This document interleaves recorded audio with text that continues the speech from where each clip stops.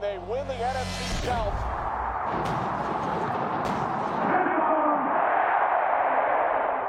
Tampa Bay Buccaneers 4-6, New York Giants 2-8. Both teams coming off a bye week. What's good, everybody? Let's talk some Tampa sports. For the Bucs, this was a much needed bye week when you talk about injuries, and it's looking like Mike Evans will be returning and Jamel Dean will be returning. On the flip side, Zion McCollum has not practiced this week. Tyke Smith was not practicing today. Just can never escape it. On the Giants side, the big news is Daniel Jones being benched, not to being a backup, not to being the third string quarterback, but to being QB4 on the New York Giants. Okay, I get it from a business perspective. There's part of his contract where if he gets injured, the Giants still have to pay him guaranteed money. If he doesn't get injured, they can get out of the deal with less consequences. So I get it. But damn. And the reason he's QB4 is to reduce the risk of injury at practice. QB4s don't really do much at practice in terms of like getting reps. Obviously, you're going to give your repetitions in that limited practice span that you have to the guys that are going to play. QB4 ain't playing. And based on the images that you've seen going viral online, Daniel Jones is playing scout team safety. It's kind of embarrassing. Not for Daniel Jones, for the Giants. With that, the Giants have named Tommy DeVito their starter this week against the Tampa Bay Buccaneers. Honestly, I don't care if it's Tommy Cutlets, Danny Dimes, Drew Lock, Mouth and Jeezy on the bench, whoever their new QB3 is now with Daniel Jones being QB4. The Bucs should not give up 20 points. 20 points to this Giants offense. And 20 points is being generous. Neighbors is a baller. Tracy's a stud. MetLife will probably have some energy with Tommy Cutlets at quarterback. They're all going to be in there doing the... Hey, where's the freaking gabagoo? You motherfucker. Huh? Don't make me get the... But seriously, this is not a threatening offense. Thinking back to Tommy DeVito's time starting at quarterback, it was very conservative. It was more of like a, hey kid, take care of the ball, take your easy throws, use your legs when you have to, don't force things downfield, play within the offense, don't go outside of that. And, you know, I wouldn't say it worked. He had his moments. He beat bad teams, lost to good teams. I mean, that's kind of how it went. In his 6 games starting for the New York Giants, he has not thrown for 250 passing yards one time, and he's only gone over 200 yards passing one time. And that was against what was a lousy Washington Commanders team. Not sure what the line is on Tommy DeVito this weekend, passing yards over-under, but maybe take a look at it. If it's over 200, I'm telling you now, he's only gone over that one time. In today's NFL, that's honestly nothing. That's not explosive. That's not what you want to see from a quarterback or an offense in general. And the fact that he doesn't have Saquon Barkley standing next to him anymore kind of just like even more, it's not really scaring me. But this Buccaneers defense is this Buccaneers defense, and what we've seen this year,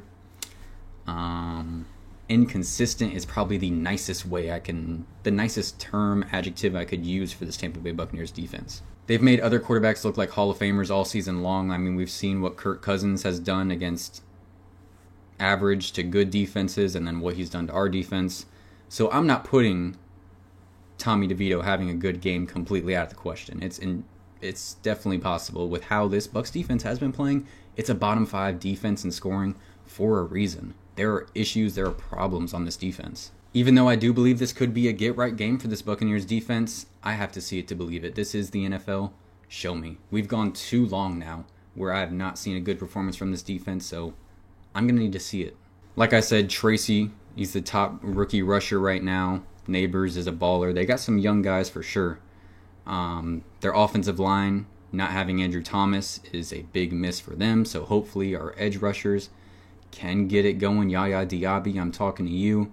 And they don't really have a tight end that scares me at all, and that's a position that has beaten the Bucs a lot this season when you look at a Travis Kelce or a Kyle Pitts, whoever. So that is more where it's just like, okay, I think this is playing into the Bucks' favor. I'd say my biggest concern is the fact that Zion McCollum, who was injured in the 49ers game towards the end of it, which is why you didn't see him on the field on that last drive where the 49ers went down and kicked a game-winning field goal.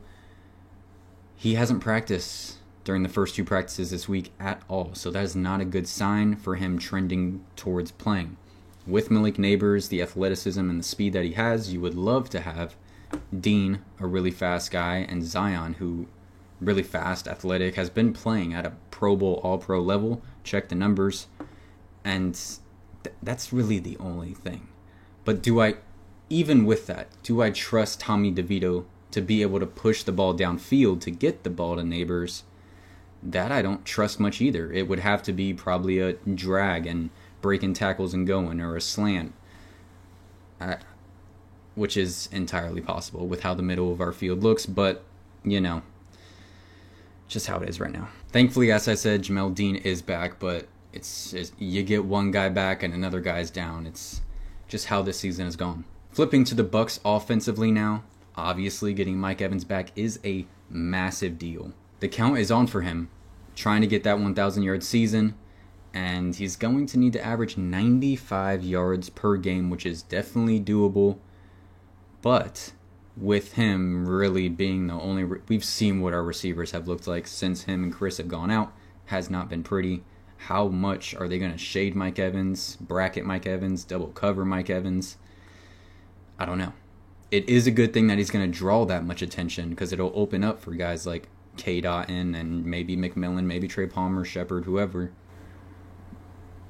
I want those 1,000 yards from Mike Evans. I do. The Giants are they're an interesting defense. Their defensive line is very, very good rushing the passer. I think they're second in sacks on the season. When you look at guys like Brian Burns, Big Dex, Ojulari, Kayvon Thibodeau, it is a scary defensive front. And yet they're one of the worst run defenses in the NFL. So don't really know exactly why that is when you have a defensive front like that. And I don't think their linebackers are terrible. Bobby Okereke, as far as I know, is a pretty good linebacker. I'm not complaining. The Bucks have a top 5 rushing attack in the NFL, so this is a lick your fingers type matchup for the Buccaneers when you look at this rushing attack. Bucky, Rachaad White, maybe even Sean Tucker getting things going. If they all could have good games, that would just put me on cloud 9. Tristan Wirfs, the injury news there, he has been limited both days, so it's better looking than Zion McCollum, not as good looking as Mike Evans and Jamel Dean, who have been full participants. So we're not really sure on Wirfs yet. Obviously, if Tristan Wirfs is out, Justin Skule will be in, filling his place. He had, obviously, a terrible start against the Lions, but each game he started, he did improve, and I thought he looked good against the San Francisco 49ers. We did not hear Joey Bosa's name called once. The only time we did hear his name called when Justin Skule was in the game was when Baker Mayfield was. So I am more confident in Justin Skule, a lot more now than I was then. But like I said, this is a very good pass rush from the G-men, so it will be something to watch if we do have our backup left tackle in the game going up against a Brian Burns or whoever. Another interesting note is that the Giants are really good at guarding tight ends. So K. Dotton, who has stepped up, we have to give this man his credit. He has stepped up, and on the pace he's on right now, this season, he will have the most receptions for a tight end in Buccaneers history if he keeps this pace, passing Kellen Winslow Jr. So, with the Giants being pretty good against tight ends, does that mean Mike Evans is going to open up a little bit more? Or does that mean they're going to shade Mike Evans so much that this will be a good game for tight ends against the Giants? That'll be a wait-and-see type thing, depending on how the Giants decide to play this Buccaneers offense. Overall, though, the Giants' defense is solid. They have not given up 30 points to a team so far this season. We've seen the Bucs defense surely do that. And even with a 2-8 record, they do have a lot of close games. When you look at the games against the Steelers, Bengals, they were in it. They were close. So they don't really get blown out. And in this game, I don't really think the Buccaneers will blow them out. I do think it will be a closer game. Unless Tommy DeVito comes out here and looks like a really inexperienced quarterback and makes inexperienced moves, decisions, turns the ball over, then we could see a blowout. But if he plays within the offense like I know Dable would want him to do, I do expect it to be a closer game. So with that, the Bucs offense being a top 5 rushing attack, and this Giants defense being one of the worst rushing defenses in the NFL, I think that is the key to success for the Buccaneers, and I think they will be able to follow that formula. They've been able to do it against the top tier rush defenses like the Chiefs, like the Ravens. They're going to be able to do it against the New York Giants. So I expect a big game from Bucky, a big game from Rashad, and like I said, hopefully I would like to see Sean Tucker get some time. All of them carrying this offense to a 26-18 win, and the Bucs getting right back in the win column after a 4-game skid. That's going to be it for me. Leave your comments and score predictions down below. Please like and subscribe if you have not already. Go Bucs, and y'all have a blessed one.